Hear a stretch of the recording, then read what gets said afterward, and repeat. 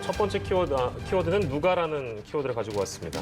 바로 오거돈 전 부산시장에 대한 재판 결과를 오늘 다뤄볼 텐데요. 부하 직원을 강제추행한 혐의로 기소가 됐습니다. 오거돈 전 부산시장.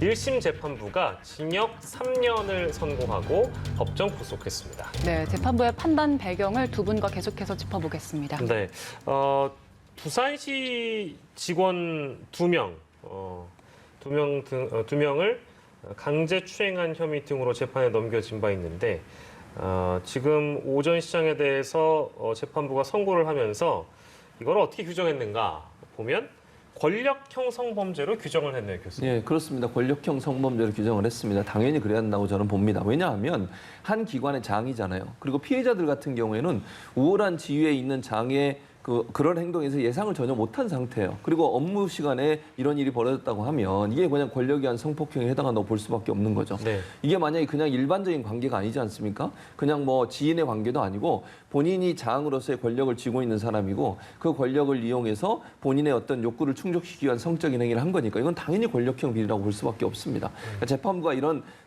판단을 한 건 참으로 잘했다고 생각해요. 왜냐하면요. 이런 비슷한 형태, 즉 권력기관에서 위에 위치해 있는 사람, 갑의 위치에 있는 사람이 을의 위치나 아래에 있는 사람을 본인의 어떤 권력을 이용해서 성범죄의 대상으로 삼는 경우들 흔하게 있었던 일입니다. 네. 근데 지금까지 그런 부분에 대한 제대로는 처벌이 없었어요. 예. 그냥 일반적인 성추행, 성폭행 이렇게 끝나버렸지 권력에 의한 성폭행이라고 하는 부분들이 명확하게 잘 제시가 안 돼 왔었습니다. 그런 부분에서 1심 재판부가 저렇게 결정을 내린 것은 참으로 잘한 일이다. 왜냐하면 앞으로도 권력 관계에 있는 사람들, 상하 관계에 있는 사람들이 이런 행동으로 잘못된 행동을 했을 경우에 좀 더 무겁게 처벌해야 돼요. 왜냐하면 네네. 피해자 입장에서는요, 이걸 피할 수 없는 상황이 될 수도 있는 거거든요.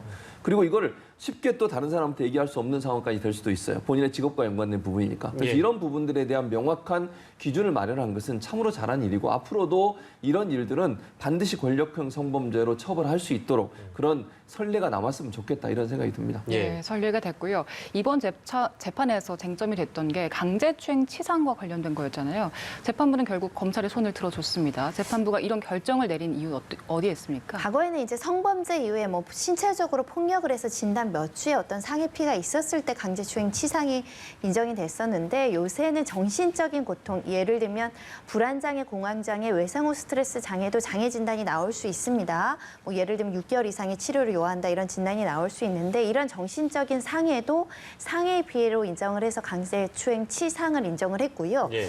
예를 들면 이제 정신과적 질병이 이 성범죄 이후에 발병이 될 때 그 사람이 이 성범죄 이전에 별다른 정신과적 질환이 없었고 개인적인 질환이 없었음에도 불구하고 성범죄 이후에 큰 정신적 고통을 호소하면서 이런 진단이 나온 경우에는 강제추행 치상으로 인정될 수 있다는 많은 판례와 선례들이 있습니다. 그에 기초해서 재판부도 인정을 했고요.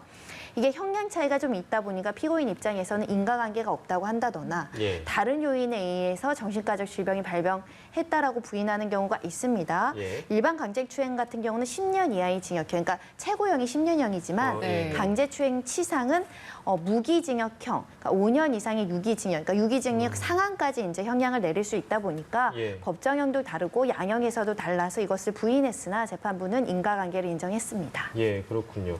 그 결심 공판에서 오전 시장 측 변호인이 그 치매 증상 거론하면서 변론한 적이 있잖아요. 뭐 이것도 굉장히 뭐 많은 국민들의 어떤 공분을 샀다고 해도 과언은 아닐 것 같은데 그 법원은 범행에 영향을 줄 정도의 어떤 인지 능력 장애가 없다 이렇게 선을 그었는데 이게 이제 그 양형 참작에 어떤 영향을 미치지 않았다고 봐야 되겠죠? 사실 합리적이지 않았기 때문입니다. 만약에 내가 그 당시에 치매 상태로 인지 능력이나 사리 분별력이 떨어질 정도로 현저하게 정신적인 문제가 있었다면 그 당시 시장직을 해서는 안 됐었죠. 예, 그래서 예. 자기 모순에 빠지는 주장을 스스로 하다 보니까 재판부도 인정할 수 없었다는 것이고 그 당시 상황을 보면 정상적으로 업무 능력이 가능했으면 성범죄 당시도 내가 이런 짓을 해서는 안 된다라는 판단 능력이 당연히 있었다. 이렇게 보는 것이 합리적이기 때문에 심신미약 주장은 받아들여주지 않았습니다. 네, 오전 시장이 법정 구속돼서 구치소에 바로 수감이 됐습니다만 지금 그 오전 시장의 혐의가 다 인정이 됐고 그리고 피해자도 2명인데 검찰이 구형한 7년의 절반도 못 미치는 형량을 받았습니다. 여기에 대해서 어떻게 보세요? 검사가 항소를 할지 여부를 좀 지켜봐야 될 것 같은데요. 피해자 측 의견을 많이 반영을 할 것으로 보입니다. 지금 피해자를 지원하고 있는 공대의 측에서는 징역 3년 너무 가볍다. 최소한 구형 정도는 나와야 되고 아까 말씀드린 것처럼 법정형이 무기징역형으로 되어 있다 보니까 조금 더 사회의 엄벌의 경종을 울리는 차원에서라도 더 형량이 높아야 된다라고 주장하고 있어서 네. 항소심에서 어떻게 더 높아질지 또는 또 전격적으로 합의가 이루어지는 경우도 있기 때문에 좀 최종 양형은 좀 지켜봐야 될 것 같습니다. 네, 항소가 되면 쟁점은 뭐가 될까요? 항소에서도 아마도 피고인 측에서는 치상 부분을 굉장히 다투지 않을까 생각이 들고요.